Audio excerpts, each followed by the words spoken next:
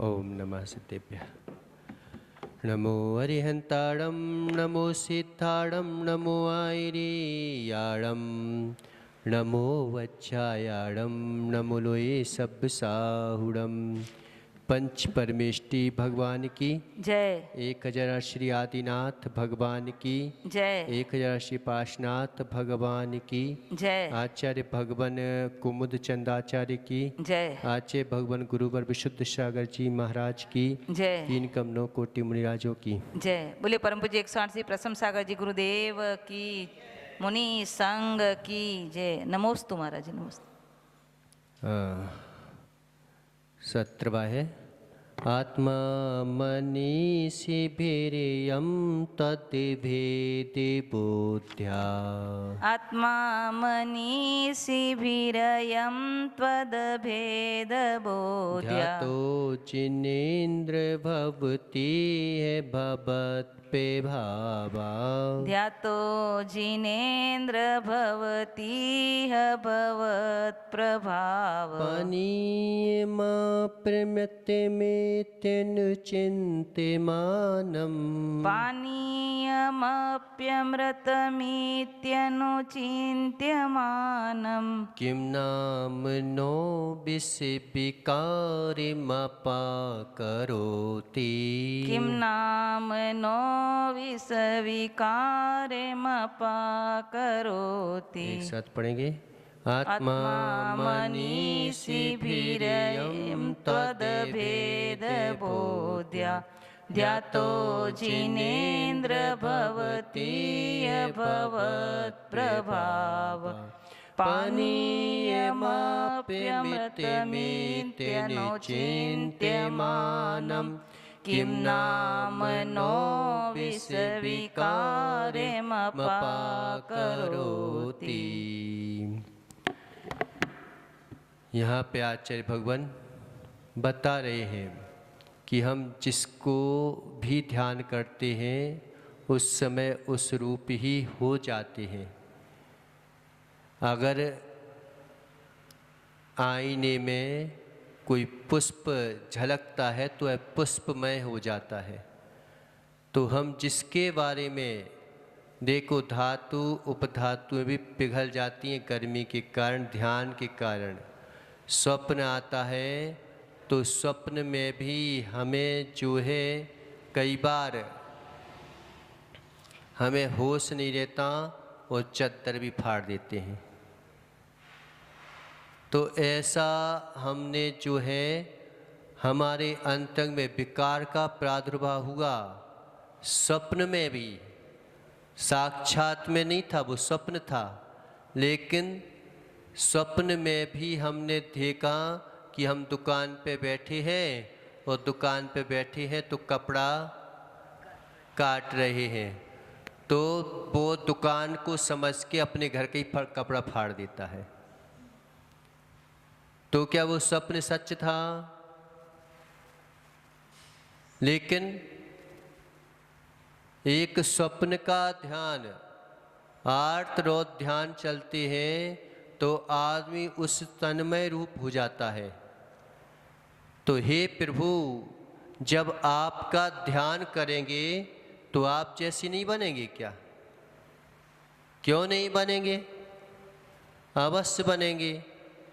एक कहानी आती है आगम में कि एक बार जो है कुछ लोग जो है जा रहे थे रास्ते से, तो एक मुनिराज जो है चौराहे पर ध्यान कर रहे थे, शांत मुद्रा में बैठे हुए थे और भी बातें करते चले जाते हैं। देखो ये कितने बड़े सम्राट थे, जब तक ये सम्राट पद पर अधिष्ठित रहे तब तक कोई शत्रु राजा इनके राज में जो है प्रवेश नहीं कर पाया, इनकी ओर आंख उठा के नहीं देख पाया। लेकिन कैसा उदय आया कि इनके बेटे लोग जो है राजपाट नहीं संभाल पा रहे हैं। अब वो तो इस प्रकार से बातें करके चले गए।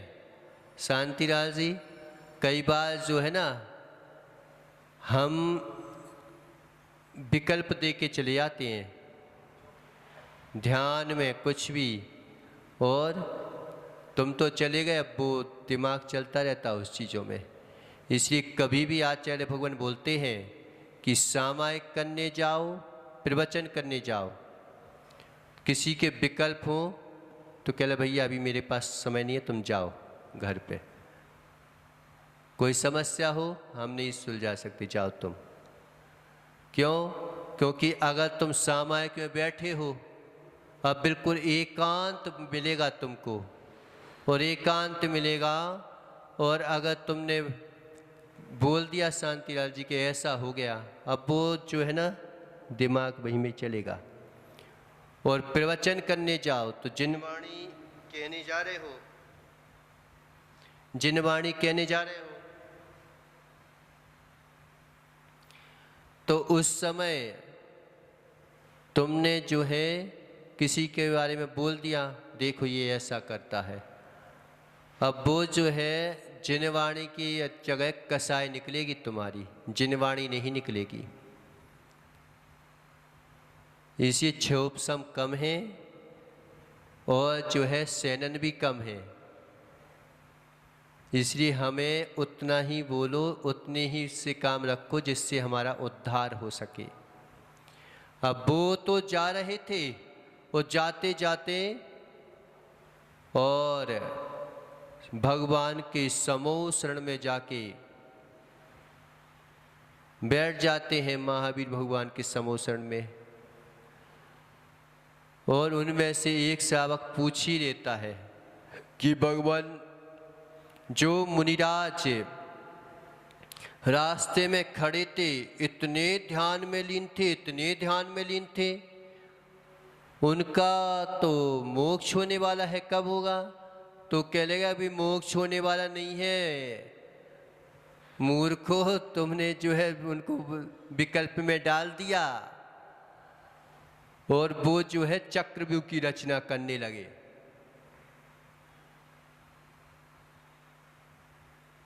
अब वो तो कह के निकल गए, सुन के कह रहे ऐसे महाराज होते हैं, ऊपर से नग्न है, अंदर चक्रव्यूह की रचना कर रहे हैं। अब फिर जाते हैं वे श्रावक लोग, और श्रावक लोग जाते हैं, अरे ये कैसे महाराज हैं, यहाँ पे बीच रोड पे खड़े हो जाते हैं, और मान कि कुछ भी चिंतन करते रहते हैं, ऐसा कह करके। और वो श्रावक फिर चले गए सामने से, और उन्हें एकदम बोलते, अरे मैं तो जो है महाराज था, और ये क्या सोच रहा हूँ। ऐसा एक क्षण का विकल्प आया, और वो श्रावक तो जो है आगे निकल गए, यहाँ पे गंधकुटी लग गई। लगे ऐसे कैसे? अब वो फिर चिंतन करने लगे श्रावक लोग, अरे अभी तो भगवान ने बोला था कि ये नरक गति का बंद कर ले, यहाँ पे कैसे कर लग गया? तो भाई गति का बंद किया था, तूने आयु बंद किया था, छूट गया, तुरंत तुमने बोध करवा दिया कि मैं तो महाराज हूं, और मैं कहां तलवार चला रहा हूं, कौन किसका करता है? हम बेटे को कब तक संभालते रहेंगे, और हम नहीं भी होते, कहीं मर जाते या कुछ हो जाता, तो फिर बेटे अपना राज वैभव करते कि नहीं करते? तो इतना चिंतन किया ही था, और चिंतन करते करते ऐसे जो है ध्यान में लीन हुए कि सुख ध्यान में लीन हो गए, और मालूम चला कि पृथकत्व वितर्क विचार में ध्यान में लीन होकर के, और जो है घात या कर्मों का नाश करके गंधकुटी बन गई उनकी। तो ध्यान की महिमा देखो कि एक क्षण क्या चल रहा था, और दूसरे क्षण तुम तो बोलने पड़े कि वो तो महाराज तो आहार की चर्चा कर रहे हैं।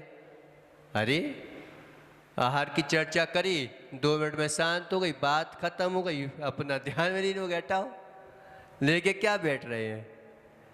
जैसे जो बातें कहो कहाओ, अपना काम करो, हो गया काम।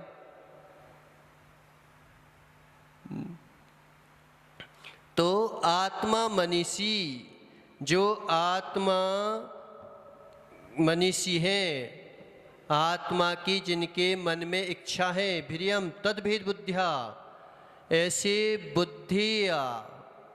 बुद्धिमानों के द्वारा जो है अभेद रूप से कि मैं जो हूँ वह है भगवान, जो है क्या, जो मैं जो हूँ वह है भगवान, अंतर बस इतना जान, क्या मैं रागी बे राग बितान, इतना सांतर है। और जैसे हमें ये बोध हुआ कि अभेद बुद्धिया, अरे मैं भगवान में और अपने में भेद क्यों कर रहा हूं, क्यों भेद डाल रहे हो, क्या भेद है? तो कोई भेद नहीं है। जैसे ये ध्यान में आया, अभिन्न बुद्धि ध्यातो, ध्यान के द्वारा जिनेन्द्र भवती है, जिनेन्द्र भगवान आप ही के समान प्रभाव वाला हो जाता है। जैसे ये विचार आया कि मैं तो क्या कर रहा था, अगर हमें पता चल जाए एक क्षण पहले, किसी को पता नहीं है कि ये जो है कांच के टुकड़े हैं वो फेंक रहा था, और जैसे उसे पता चला ये तो हीरे हैं, अब बताओ उसी समय चेहरा खिलेगा कि नहीं खिलेगा? थोड़ा दुख होएगा, क्या इतने फेंक चुके, लेकिन कम से कम इतना तो होगा कि इतने। तो ऐसे ही भगवान की भक्ति अभेद रूप से करना चाहिए, लेकिन अभेद रूप से करना, लेकिन भेद रूप से खड़े होना, नहीं तो क्या भगवान आपकी मूर्ति हटाओ हम बैठेंगे।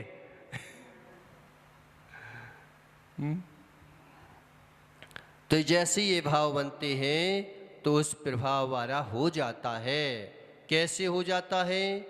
तो पानी के भी अमृत मित्र चिंतमानम, यह अमृत है, यह अमृत है, यह अमृत है, ऐसा निरंतर चिंतन करने से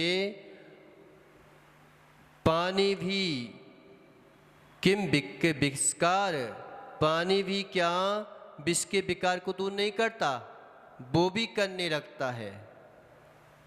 पानी भी अगर बार बार चिंतन किया जाए तो फिर वो भी जो है विष के विकार को दूर कर देता है चिंतन मात्र से। कई चीज़ें चिंतन मात्र से चलती हैं, हम बार बार चिंतन करते रहते हैं, तो उसके बारे में हम बार बार कैसे, क्या मिलेगा, कहाँ मिलेगा, कैसे मिलेगा, और वो बार बार अगर किसी के पीछे जाता है तो बार बार उसे प्राप्त कर लेता है। तो ऐसे ही हम जो है बार बार अगर चिंतन करें तो जैसे पानी भी जो है अमृत हो जाता है, विष के विकार को दूर कर देता है। पानी विष है कि अमृत है? पानी विष है कि अमृत है?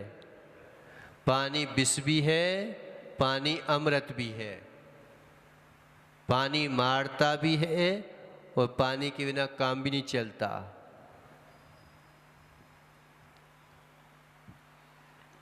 तो दोनों प्रकार का बोला है। अगर तुम थके हारे आए हो तो बुंदेलखंड में कहावत है, कोई थका हारा व्यक्ति आया और एकदम पानी दो पानी दो, तो कह ले भैया थोड़ा सा गुड़ खा ले, कहीं पानी लग गया तो पानी लग जाता है। एकदम थके हारे आए हो, थोड़ा सा रेस्ट करो, फिर थोड़ा सा मीठा खाओ, फिर थोड़ा सा पानी पियो। पहले जब बाजार वगैरह से आते थे ना, तो माँ लोग पानी नहीं देती थी कि अभी थोड़ा सा सुस्ता रहे, शांति से बैठ जा, थोड़ा सा फिर देती हूँ। बहुत जम के प्यासे, बहुत जम के प्यासे, अभी रुक जा, थोड़ा सा रुक जा, थोड़ा सा हवा खा लो, फिर जो है पानी पीना धीरे धीरे, नहीं तो जहर का काम कर देगा वो पानी। और पानी से ही देखो अब बिजली वगैरह बन जाती है, तो कहाँ पानी जल शीतल और कहाँ अग्नि का काम कर रही है। तो उसे अगर बार बार हार्वेस्टर में पानी को भी डाला जाए, साक्षात पानी को चिंतन भी नहीं किया, लेकिन बार बार घुमाया जाए घुमाया जाए घुमाया जाए, तो पानी भी जो है अग्नि का काम करने लगती है। करता कि नहीं करता? तो पानी भी जो है अमृत का काम करती है, पानी ही जो है विकार को दूर। ऐसे ही ध्यान के द्वारा संसार भी हो जाता है और ध्यान के द्वारा जो है मोक्ष मार्ग भी चलता है। इसलिए हे प्रभु, जो आपका ध्यान करते रहते हैं, ध्यान करते रहते हैं, उनके पास जो है विकार भटक भी नहीं पाते और आपके समान ही प्रभाव वाले हो जाते हैं। यानी आपके समान ही तीनों लोगों को जानने वाले ज्ञाता दृष्टा बन जाते हैं। इस प्रकार से यहाँ पे बताया। नमो अर्हंताड़म, नमो सिद्धाड़म, नमो आयरियाड़म, नमो वच्छायाड़म, नमो लोय शब्शाहूड़म।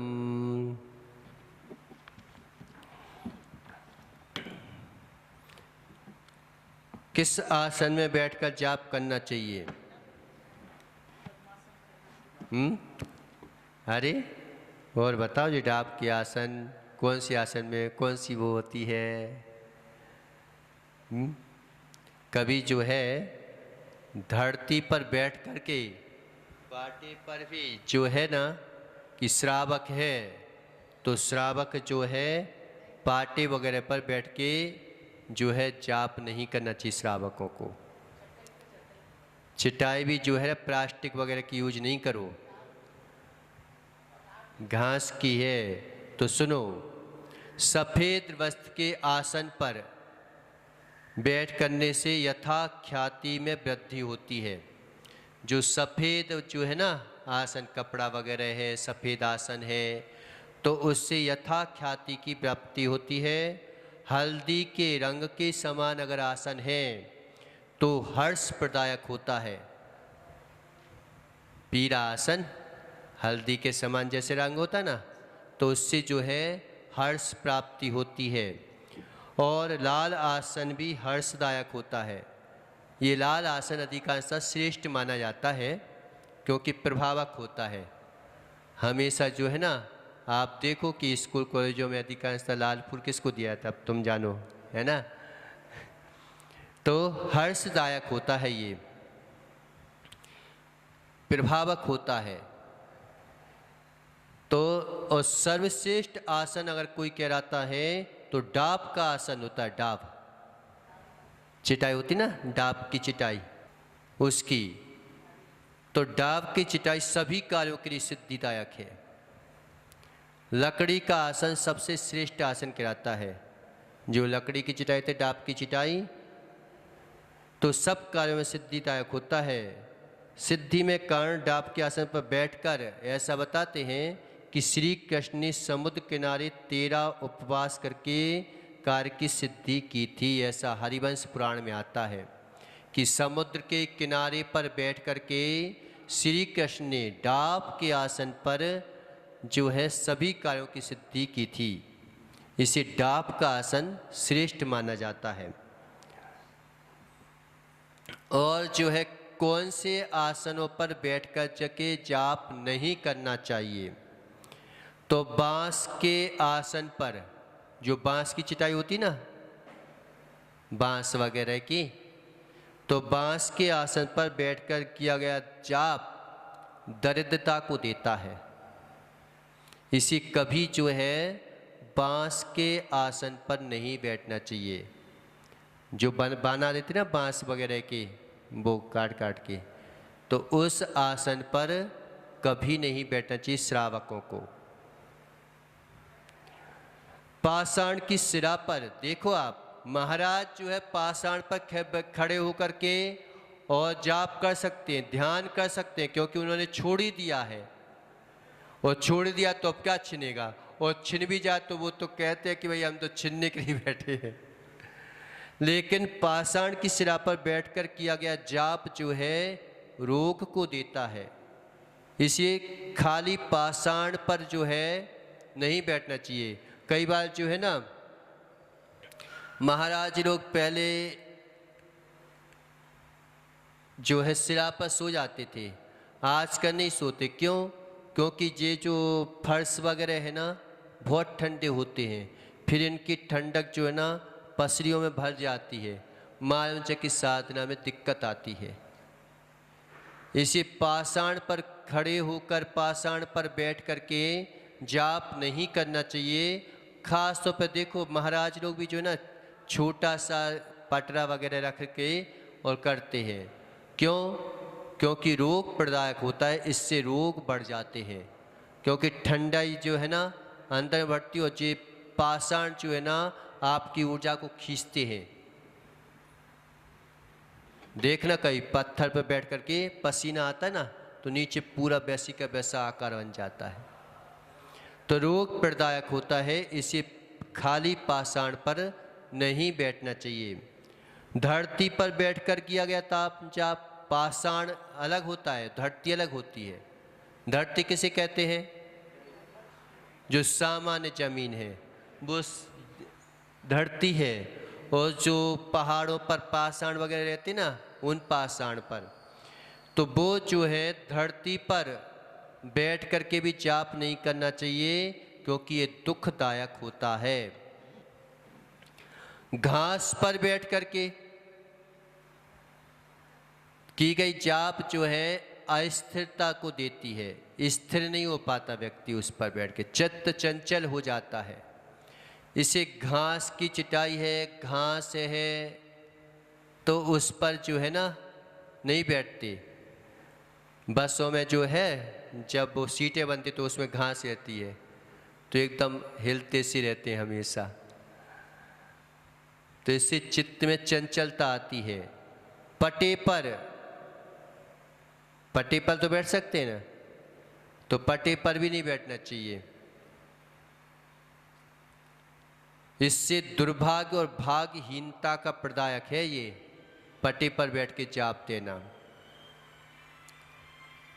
हमने बोला ना कि महाराज की बात नहीं लगाना इसमें, श्रावकों की, क्योंकि ये तो त्यागी कर चुके, तो इन्हें कोई सी चीज़ का असर नहीं पड़ेगा। आपके भोजन और महाराज के भोजन में बहुत फर्क है। कई बार लोग बात कह देते हैं कि महाराज पहले जो है ना क्या बोलते पानी, क्या आहार के करने के बाद जो है 15-20 मिनट बाद पानी पीना चाहिए है, और सुबह से उठ करके पानी पी लेना चाहिए, और जो है खाना के पहले आहार के पहले पानी नहीं पीना चाहिए। लेकिन महाराज का सिस्टम उल्टा चलता है पूरी। क्यों? क्योंकि उनका भैया एक समय का नियम है और अनंत धावन नियम है, इसलिए दुनिया से अलग चलते हैं, लेकिन दुनिया से अलग होते नहीं है वो। तो पटे पर बैठकर की गई जाप भाग्यहीनता के प्रदायक है, इसलिए पटे पर बैठकर के जाप श्रावकों को नहीं फेरना चाहिए। अब जो है कई लोग हिरण की गद्दी बनाए थे ना, हिरण की वो क्या बोलते हैं, हिरण, शेर, बाघ, चमड़े की छाल आदि पर बैठकर भी जाप नहीं फेरना चाहिए। अज्ञानता देती है तुम्हें, ठस बुद्धि कर देती है तुम्हारी उसको। जिनको जो है ना मारना हो, पीटना हो, लड़ाई करना हो, युद्ध में जाना हो, तो वे लोग करते हैं ऐसी, जिन्हें ठस बुद्धि करना होती है, उसका प्रभाव पड़ता है तो ज्ञान को हर देती है, ये ठस बुद्धि करती है। और नीरे वस्त्र पर बैठकर भी जाप नहीं करना चाहिए क्योंकि दुख प्रदायक है, और हरे वस्त्र पर जीव करने से इसके मान भंग होता है। चमड़ा, कमर, ऊन आसन पर बैठकर पाप की वृद्धि होती है, ऊन के वस्त्र पहनकर कई लोग करना अभिषेक करने या फिर उस पर जो है ऊन के वस्त्र पर पहने हैं, तो ऊन के वस्त्र पर जो है ना इससे पाप वृद्धि होती है। इसे जहाँ तक हो ऊन के वस्त्र भी नहीं पहनना चाहिए। दूसरे गर्म वस्त्र पहन लो तो इससे पाप की वृद्धि होती है। ये अशुभता के प्रतीक हैं ये सब, इनमें बैठ करके जाप नहीं की जाती। कौन कौन से आसन श्रेष्ठ है? इसके अलावा डाब का आसन है, सफ़ेद वस्त्र का आसन है, लाल वस्त्र का आसन है, पीले रंग का है जैसे हल्दी के रंग का, और डाब का आसन सबसे श्रेष्ठ होता है। एक डाब का आसन ले लो तो, लेकिन उसमें भी जीभ पड़ जाती है, इसी बार बार उसको सुखाते रहो। मंदिर में जो है ना ये चटाइयाँ वगैरह प्लास्टिक वगैरह की, तो प्लास्टिक वगैरह की चटाई का ज़्यादा यूज नहीं होना चाहिए।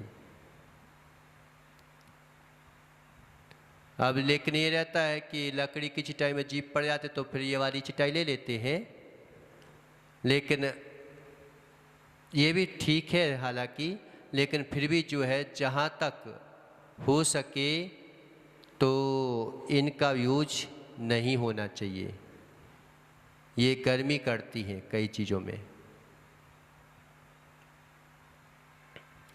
जाप कहाँ पर करनी चाहिए और क्यों, किस जगह पर क्या फल होता है?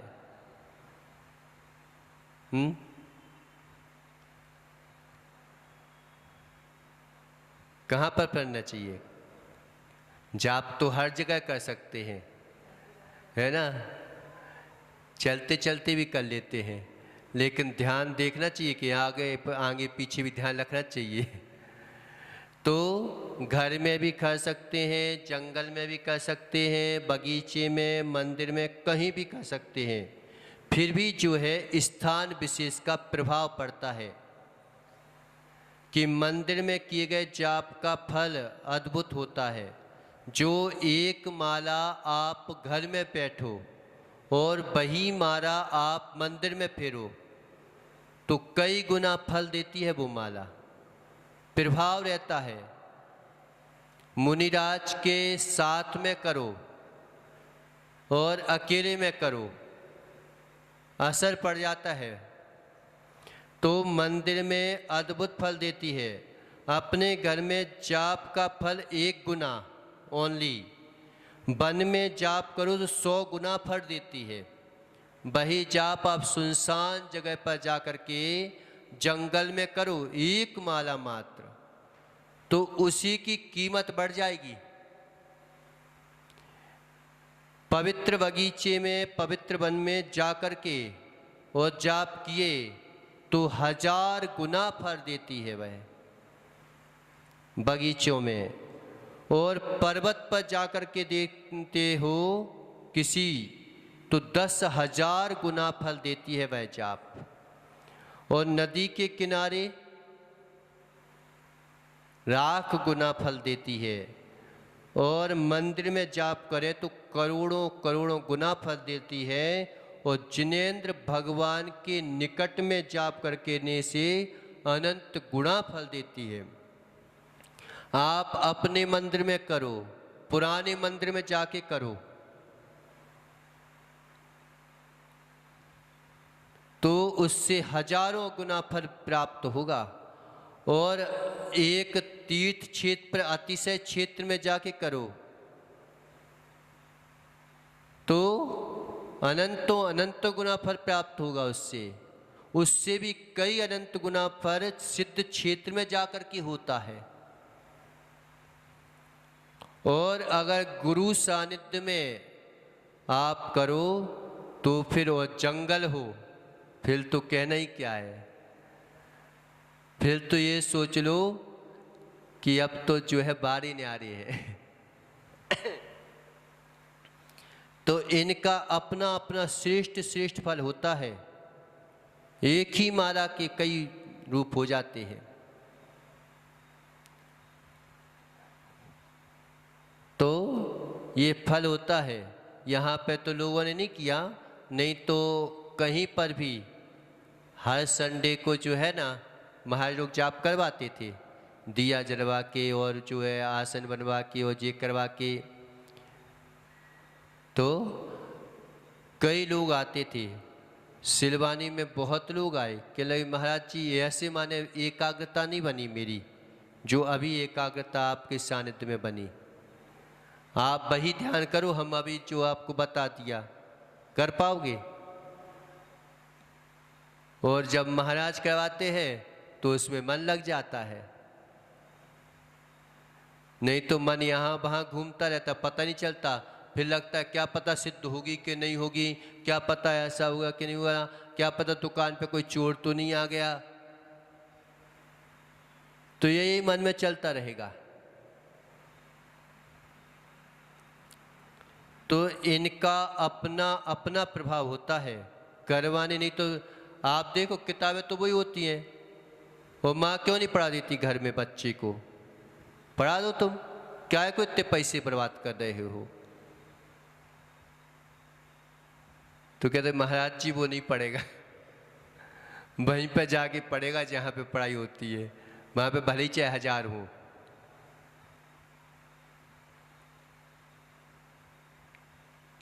कई लोग कहते ना महाराज जी जाप दे दो, ले जाओ जाओ, हमें पता रहता है कि इसका कुछ नहीं होने वाला नहीं है। कई लोगों का कि महाराज जी घबरा रहे, महाराज जी ऐसा हो रहा, महाराज जी, अरे समय भी तो देना पड़ता है, लक्ष्य भी देना पड़ता है, फिर उसके लिए थोड़ा सा मेहनत भी करना पड़ती है। एक दिन में कोई चीज हो जाती क्या सिद्ध?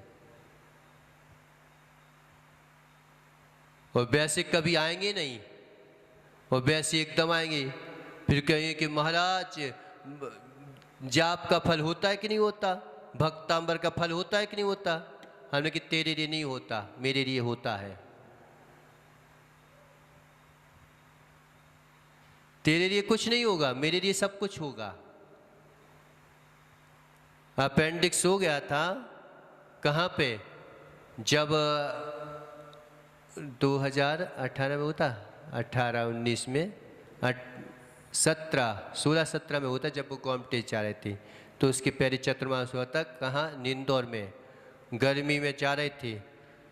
अब जो है ना एकदम पेट दर्द करने लगा, तो सब लोग हंसी उड़ाने लगे मेरी कि जरूर तो जो है ना कचौड़ी वगैरह खा के आ गया होगा। तो अब दूसरे दिन बहुत ज़्यादा उल्टी हुई, और गर्मी का सीजन, अब दर्द अलग कर रहा अलग। तो आज ऐसे ही बोले कि तुम एक काम करो, विजयनगर सीधे निकल जाओ।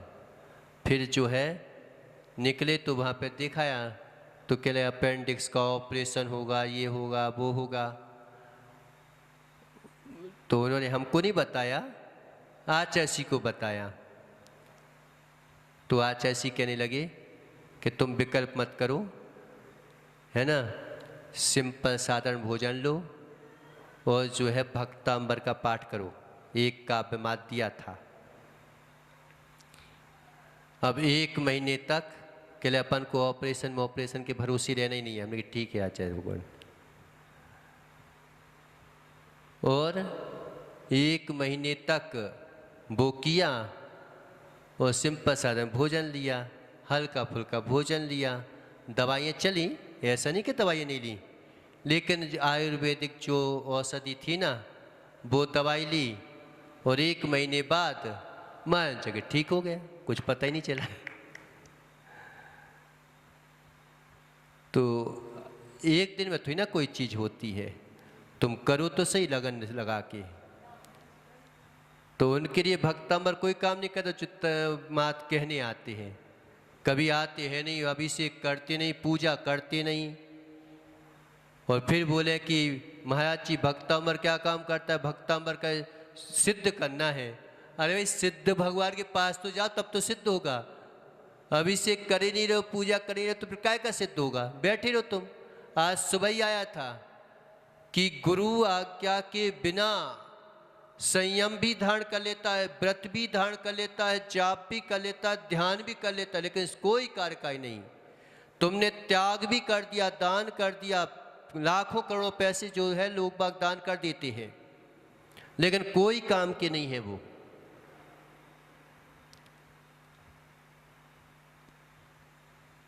कोई काम के नहीं है। और एक बार अगर गुरु आज्ञा के अनुसार तुमने दान कर दिया, त्याग कर दिया, तो उसका अचिंत्य प्रभाव रहता है।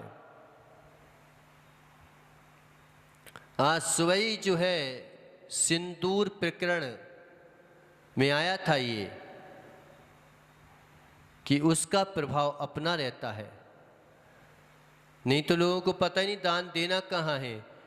यहाँ पर बोलेंगे तुम आज कि आदमी का एक एक रुपया ऐसे निकलेगा जैसे प्राण निकल रहे हो, और कहीं कोई ने अड़ा दिया फिर बताओ तुम कितने रुपये निकल जाएंगे। और कहीं किसी ने जो है ना नाम हो रहा हो और मांच के हिंसक लोगों को तुम ऐसी जगह दे दोगे, देना तो पड़ेंगे ही, सही देते ही है। महावीर पाटनी को कई लोगों ने जो है ना, एक जमीन थी तो उस पर जो है कई लोगों ने धमकियां दी, ये दी वो दी, के इतने रुपये दो उतने रुपये दो। तो उसने कहा कि भाई हम केस लड़ेंगे, तुम जाओ देखेंगे हम। एक पैसा नहीं दिया उसको। और कई लोगों ने बोला कि ये जाप वो यहाँ पे शमशान कीजिए, कर लो वो कर लो, तो हम उसने जो है मात्र भगवान की पूजा की, भक्ति की, आराधना की। उसका जो है कोई ज़्यादा पैसा नहीं, टाइम लगा, समय थोड़ा सा लगा ज़मीन के आने में, लेकिन आ गई वो भी। तो हम पहले से ये सोच के बैठते हैं, हम बोलेंगे कि 50,000 में तुम अभिषेक कर लो। एक जन आया और कहने लगे महाराज जी जमीन का कार्य नहीं हो रहा है, हम सोचे कि 25 लाख रुपए उसको दे दें। हमने कहा तो एक काम कर 50,000 में अभिषेक की बोली ले ले। नहीं महाराज जी वो नहीं दे सकती। हमने दे दो चाहो उसको 50 लाख रुपए दे दो चाहो।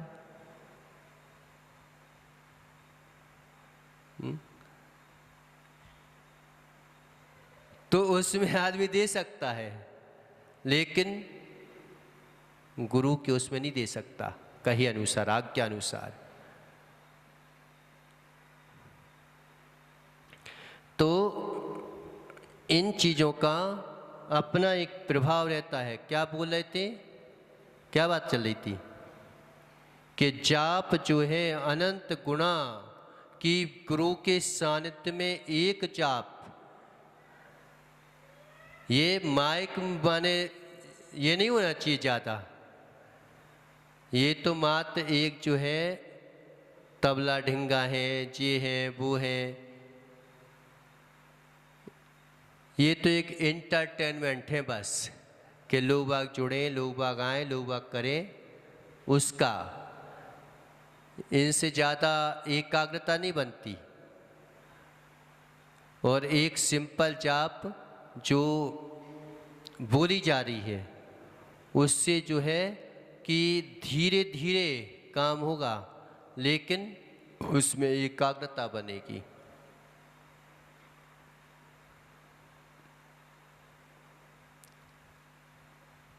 हम बोले तुम बोले उससे क्या ना, तुम कब तक लगाते रहोगे बताओ? एक दिन उन्हीं से परेशान हो जाओगी। हो जाओगे कि नहीं हो जाओगे? फिर तो जिंदगी भर तो तुम्हें बिना ही उसके करना है ना, कि आज बहुत अच्छी जाप करवाई महाराज जी, अच्छा तब हनुमान जी कहाँ चल रही थी, वो तो उसमें ध्यान था, ये तो ध्यान ही नहीं था।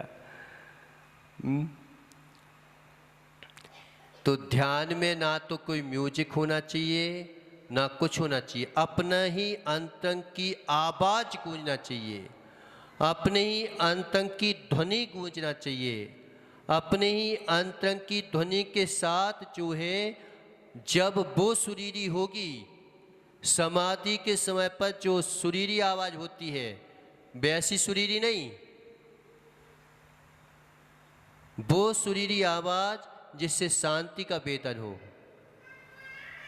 भक्तांबर प्रीणति मौरी मरी पिर्भाणा मुद्योतिकं दरिति पापतमोवितानं सम्यक् प्रणम्य जिन्निपाद युगं योगादा बालं वनं भवचले पतितां जनानां। क्या हो गया?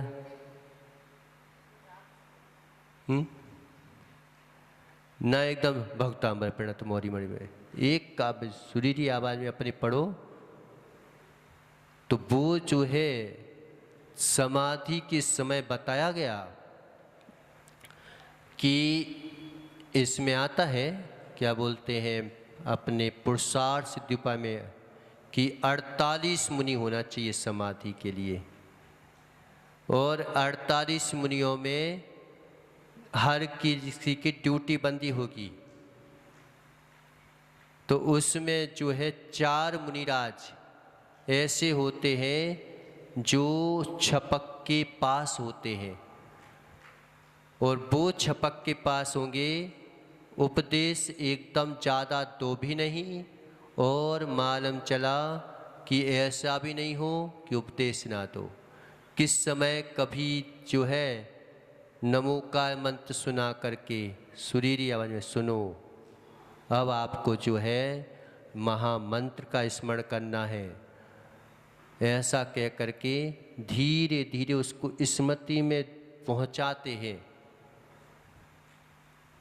एकदम तेज तेज नहीं, नमो हरिहंतारम नमो सीताम, देखो तुमने ये ध्यान किया था, वो उनका भी ध्यान करो। नमो हरिहंतारम, अरिहंत भगवान कैसे होते हैं, जो ज्ञान ध्यान तप में लीन रहते हैं, वे मुनिराज होते हैं, जो इस प्रकार से उनको, और बीच बीच में आपने ये पढ़ा था, अब चिंतन करो, शांत हो जाओ बस।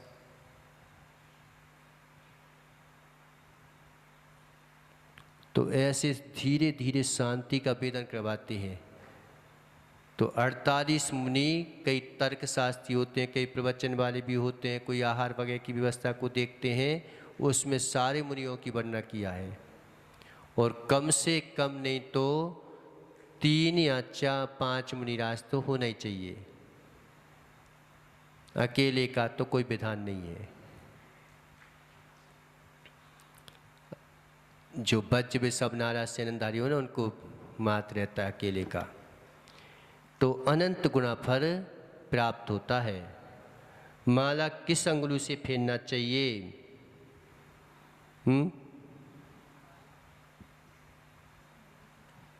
कई लोग पता, एक बार हमसे बोलने लगे कि महाराज जी आप कैसे कि ऐसे फेरते हैं, तो कह लगे ऐसे नहीं फेरना चाहिए, ऐसे फेरना चाहिए, ऐसे ऐसे और जे उंगली पर। तो हमने कहा क्यों फेरना चाहिए?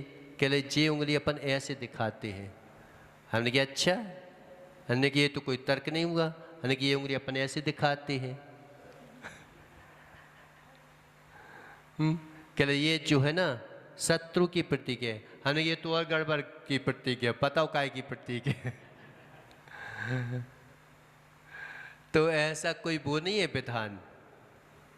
आप जैसे किसी भी हाथ शुद्ध हो, साफ हो, और जो है हाथ से तो माला फिरनी नहीं चाहिए अच्छा हो कि, ना माला से ना हाथ से, मात जो है उपांश जाप होना चाहिए।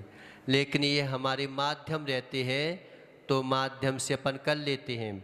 तो अगर जो है मोक्ष की प्राप्ति के लिए अंगूठे से, औपचारिकता के लिए अनामिका से, जो है अनामिका कौन सी कहलाती है? मध्यमा कौन सी कहलाती है? फिर अनामिका जी कहलाती है तो है जे क्या कहता है? कनिष्ठा। कनिष्ठा कौन सी है? जे है अंगूठा, और जे है ये तर्जनी, और ये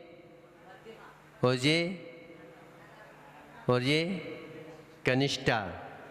तो औपचारिक कार्य के लिए अपन अनामिका से जो है फेरते हैं। धन और सुख की प्राप्ति के लिए मध्यमा से, इसे मध्यमा से शुरू करना चाहिए अपन को जो भी काम करें। और ग्रह आदि की शांति के लिए कनिष्ठा से जो है मारा फेरते हैं। इनके अलग अलग विधान रहते हैं। और शत्रु का नाश करना हो तो तर्जनी से करते। ये नमोकार मंत्र भी जो है ना, अपन कहते हैं ना, इनके फेरने के भी तरीके अलग अलग होते हैं। इनके फेरने के तरीके कि हमें किस उद्देश्य से फेरना है, तो उसके तरीके अलग अलग होते हैं, लेकिन वो नहीं बताएंगे। कहीं आंखें दिखा के हो जाती हैं, कहीं आंखें शांत करके होती हैं, है ना। कहीं किसी प्रकार से कोई शब्द जोड़ करके नमो का मंत्र पढ़ते हैं। किसी को प्रभावित करना है, किसी से प्रभावित होना है, तो इन सब के जो है तरीके अलग अलग होते हैं। तो शत्रु का नाश करना हो, करना मत किसी का, है ना, तो तर्जनी से फेरो।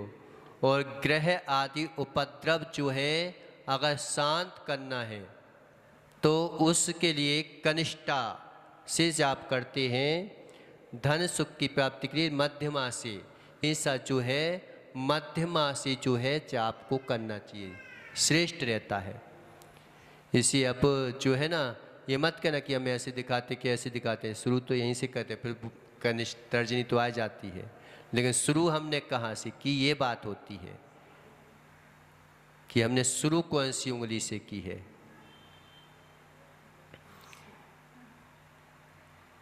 ओम नमः सिद्धेभ्यः पंच परमेष्टि भगवान की